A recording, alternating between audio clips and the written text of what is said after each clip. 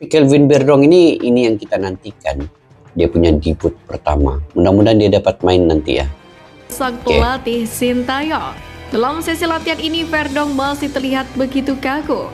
Saat memasuki Stadion Madia, pemain 27 tahun ini tak banyak bicara.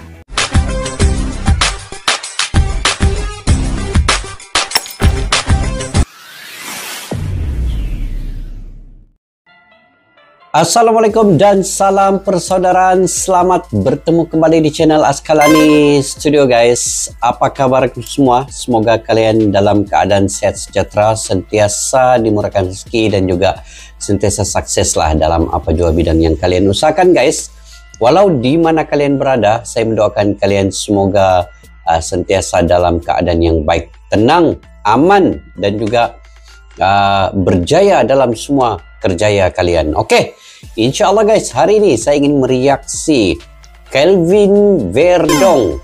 Ini seorang pemain yang walaupun belum lagi mengambil sumpah WNI, tetapi sudah ikut debut ataupun di latihan bersama timnas Indonesia untuk pertama kalinya. Dan ini satu perkembangan yang baik, berita yang sangat kita nantikan sebenarnya. Dan walaupun di video saya sebelum ini terkait dengan Elkin Bagot, oke, itu kita ketepikan sementara. Dan sekarang ini kita move on ke depan. Kita coba ambil berita-berita yang terupdate ini yang menggembirakan. Oke, Kelvin Verdong ini antara salah satu yang dinantikan kemunculannya.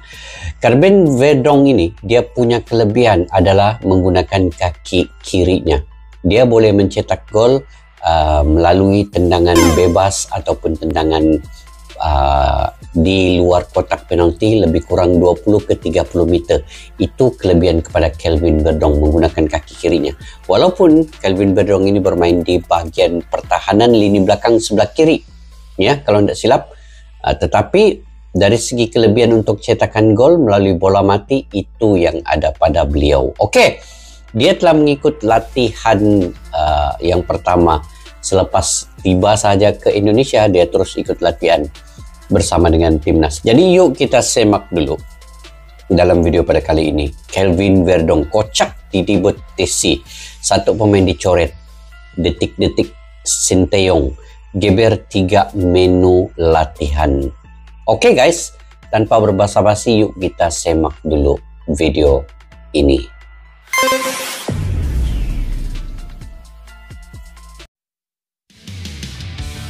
Kelvin Verdong gabung TC Timnas Indonesia.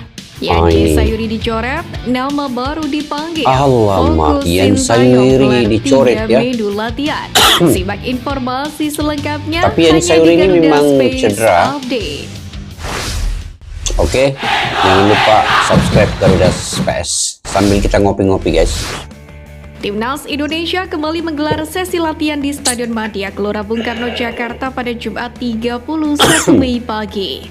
Ada pemandangan menarik dalam sesi latihan skuad Garuda ini. Sebab pemain keturunan Belanda Kelvin Verdong tampak hadir. Guys, ini adalah nampak kali pertama pemain NEC Nijmegen itu mengikuti sesi latihan bersama dengan Timnas Indonesia.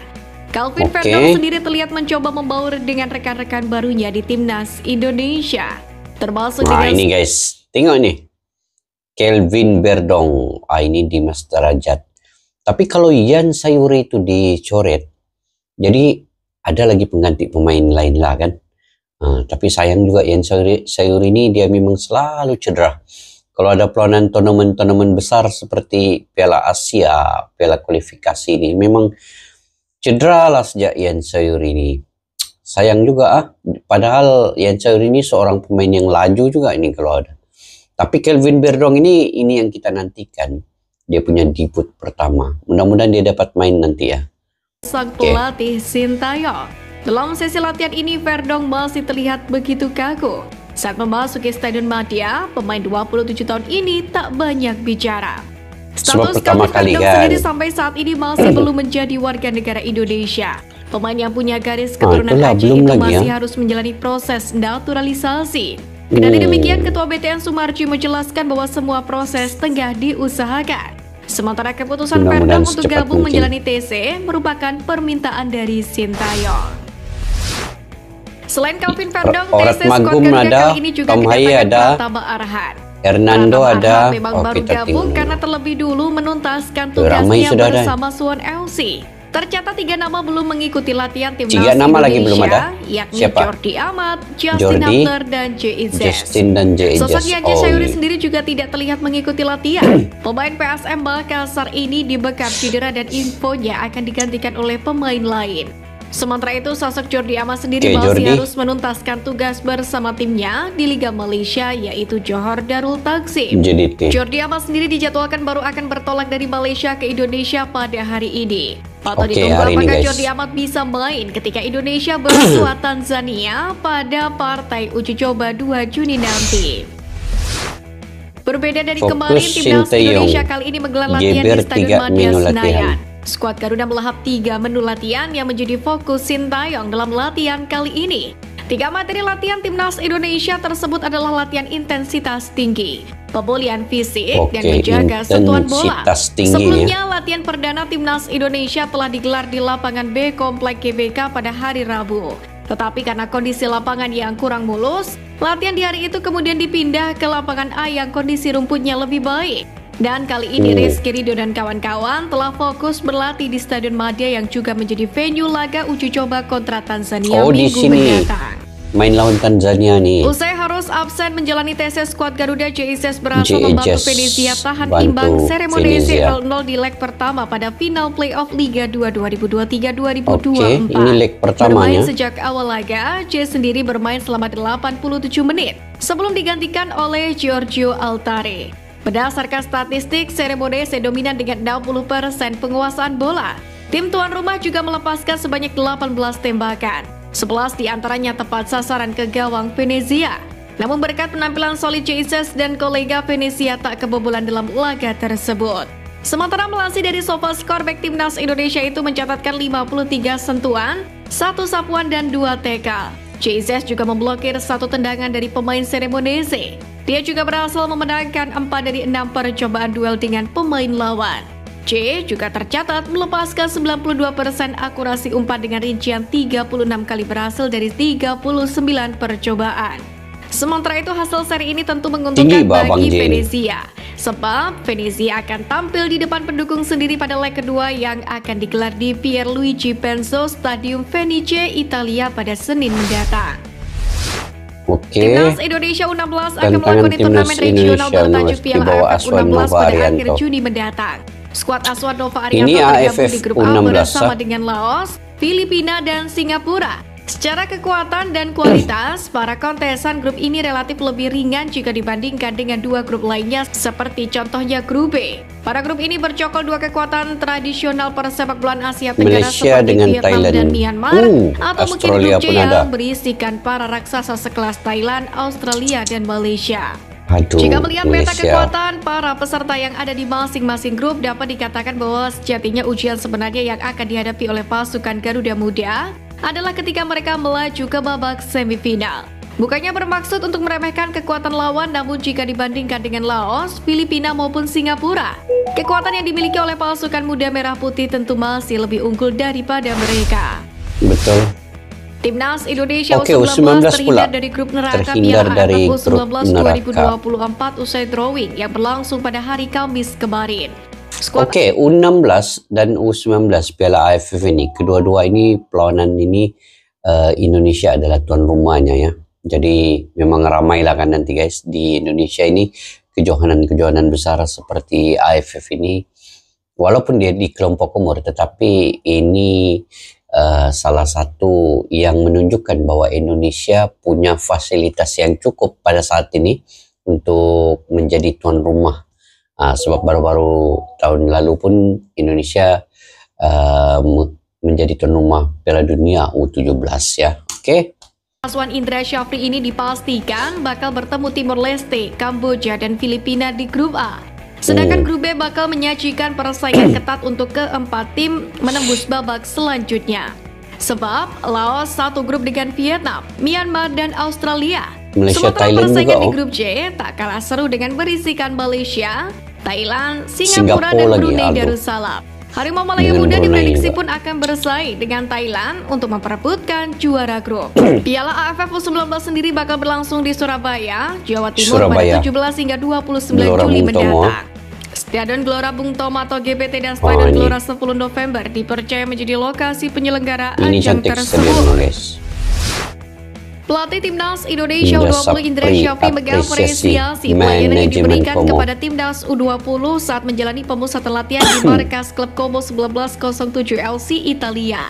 Sebelum mengikuti turnamen tahun 2024, melalui unggahan Instagram pribadinya, ia menyampaikan terima kasih secara khusus kepada Mirwan Suarso, Head Coach Ocean Robert, Chef Fabregas, dan semua staf Como 1907 FC yang telah memberikan akses penuh bagi Timnas U20. Para pelatih dan pemain memanfaatkan berbagai fasilitas, mulai dari lapangan latihan, restoran, dan ruang ganti tim utama, serta fasilitas performance development yang terus-menerus mengalami perbaikan. Indra Syafri juga mengutarakan terima kasih kepada Ketua Umum PSSI Erick Thohir beserta jajaran pengurus atas dukungan penuh dan pengalaman yang diberikan kepada seluruh tim untuk dapat merasakan berlatih di fasilitas tim Serie A sebelum mengikuti turnamen tahun 2024 di Prancis pada 31 Mei. Alkan Bagot kembali menghebohkan netizen usai menghapus nama PSSI di bio Instagram miliknya. Sebelumnya, nama PSSI ada dalam bio Instagram Bagot. Kini nama PSSI sudah hilang dalam bio tersebut. Hal itu lantas menimbulkan spekulasi lanjutan bahwa hubungan Bagot dengan PSSI saat ini sedang tidak baik-baik saja. Banyak netizen yang bertanya soal aksi Alkan Bagot menghapus nama PSSI ini. Namun banyak pula yang berharap permasalahan bisa cepat selesai. Sebelumnya anggota Komite Eksekutif atau Exco PSSI Vivin Cahyani mengatakan hubungan pelatih Timnas Indonesia Sintayong dengan Alkan Bagot baik-baik saja. Nah, baik juga, Pak. Baik-baik saja. Mantan pelatih Timnas Malaysia sekaligus juru taktik Sabah FC Ong Kim Sue mengaku terkejut dengan kondisi rumput di Jakarta International Stadium. Usai menjalani laga bertajuk RCTI Premium Sport di Jakarta, Ong Kim Sue menilai keadaan rumput JIS tak bagus sehingga permainannya kesulitan. Ia juga menyebut bahwa bola tak bisa bergerak dengan lancar karena kondisi rumput JIS yang tidak memenuhi standar. Ong Kim Sue bahkan membandingkan kondisi rumput JIS dengan Stadion Sultan Ismail yang ada di Malaysia. Menurutnya, JIS memang lebih besar dan modern. Akan tetapi dari sisi rumput Stadion Sultan Ismail maupun stadion lainnya di Malaysia, kondisi rumputnya jauh lebih bagus. Mungkin kita pakai konsep kalian. Mari terus dukung perjuangan Timnas Indonesia. Nantikan News Flash Edition dari Garuda Space selanjutnya. Terima kasih dan salam olahraga. Salam olahraga. Oke guys, menariknya di sini Kelvin Verdong sudah ada bersama Timnas Indonesia walaupun proses dia dinaturalisasikan itu dokumentasinya belum lagi sepenuhnya karena Kelvin Verdong belum lagi mengambil sumpah WNI ya, dan tidak apa, yang penting dia sudah mengikuti latihan dan ini penting karena bila saja dokumentasi itu selesai maka Kelvin Verdong boleh terus bermain dengan Timnas Indonesia. Apapun kita nantikan, mudah-mudahan proses dokumentasinya ini berjalan dengan baik. Kemudian ada juga berita seperti Jordi Amat belum lagi datang, malam ini akan terbang ke Indonesia. Justin Humne pun belum lagi, dan juga J. Ejas yang masih lagi membantu klubnya untuk ke playoff lolos ke Serie A dan bermain di leg yang kedua nanti. Mudah-mudahan klub J. Ejas ini akan lolos ke Serie A pula. Kemudian kita nantikan juga Kelvin Verdong punya permainan nanti bagaimana guys. Seperti yang saya katakan awal tadi, dia punya sentuhan bola mati itu yang membahayakan. Dan satu pemain dicoret yaitu Yan Sayuri. Sayang juga Yan Sayuri ini seorang pemain yang laju, seorang pemain yang punya talenta yang baik. Tapi mungkin Sintayong ada penggantinya juga ya. Mudah-mudahan pengganti yang lebih cocok, yang lebih sesuai dengan taktikal yang akan digunakan oleh Sintayong nanti. Hampir ke semua sudah pemain hadir datang latihan bersama Timnas Indonesia. Cuma 3 pemain saja tadi tidak. Saya nampak yang lain semua ada. Sheni Patinama, Sandy Walsh, Ratnar Oratmagun, Tom Hai juga ada latihan bersama, Dimas Darajat, Rizky Ridho, dan lain-lain pemain. Hernando Ari pun tadi nampak dalam latihan itu. Jadi yang pentingnya kesungguhan pada 2 Juni ini melawan Tanzania. Bagaimana taktikal Sinteyong, kita akan melihat serba sedikit. Cuma kerisauan saya ialah bahagian lini belakang masih belum ada pengganti yang setanding dengan pemain seperti J. Ejas dan Justin Hubner.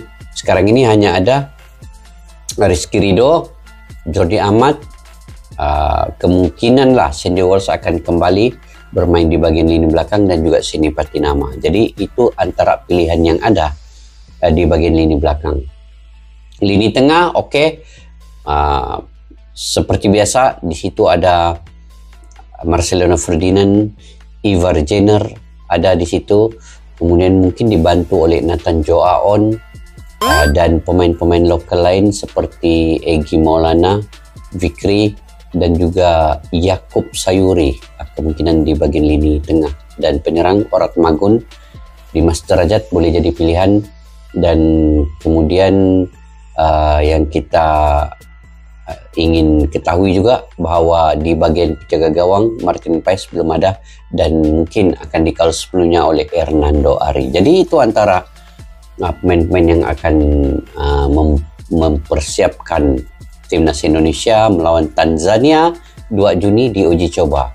Cuma melawan Tanzania ini harus santai, tenang, bermain seperti biasa, tidak terlalu agresif sehingga menyebabkan kecederaan yang lagi serius. Sebab pada 6 Juni akan melawan Irak pula dan 11 Juni akan melawan Filipina. Kita doakan semoga Timnas Indonesia akan prosesnya berjalan dengan lancar, proses latihannya dengan dokumentasi pemain-pemain yang akan mengambil sumpah WNI itu juga berjalan dengan lancar dan mulus. Tadi di akhir video ada dikritik sedikit terkait dengan rumput JIS yang keadaannya kondisinya tidak berapa baik. Itu oleh ketua pelatih Sabah FC yaitu Dato' Ong Kim Swee. Ya memang benar, saya melihat sendiri perlawanan itu mungkin ada digunakan ya JIS ini oleh konsert dan sebagainya, mungkin itu menjejaskan sedikit keadaan rumput yang ada di JIS itu dan perlu dibaiki segera sebelum 2 Juni ini juga, sebab perlawanan 2 Juni ini Sabah FC akan melawan PSIS Semarang, kemudian malamnya Persija Jakarta akan melawan Selangor di final. Jadi ini seteru klub di antara Malaysia dengan Indonesia ini agak bagus juga nontonnya. Tetapi waktu itu Indonesia juga akan melawan Tanzania ya. Jadi penonton di Jakarta boleh menonton perlawanan di antara Sabah FC dengan PSIS Semarang. Kemudian malam itu Selangor FC melawan Persija Jakarta dan satu lagi perlawanan Indonesia melawan Tanzania pula. Jadi kalian bagi-bagilah di mana tempat yang kalian terdekat itu boleh nonton secara langsung ke stadion. Oke guys, sampai di situ saja video pada kali ini. Jika kalian punya pandangan pendapat sendiri, kalian jangan lupa komentar di ruang kolom di bawah. Kepada yang baru mampir ke channel ini, jangan lupa dukung menekan butang subscribe, like, share, dan komen juga. Kepada yang sudah subscribe, terima kasih banyak-banyak, sebanyaknya. Saya mendoakan kalian murah rezeki dan diberkati selalu. Jumpa lagi. Assalamualaikum warahmatullahi wabarakatuh. Bye-bye. Askalani Studio untuk kita channel yang bereaksi tentang apapun yang ada di Indonesia, channel YouTube dari Malaysia di Askalani Studio. Jika mau tahu tentang Indonesia, ayo like and subscribe channel kami Askalani Studio.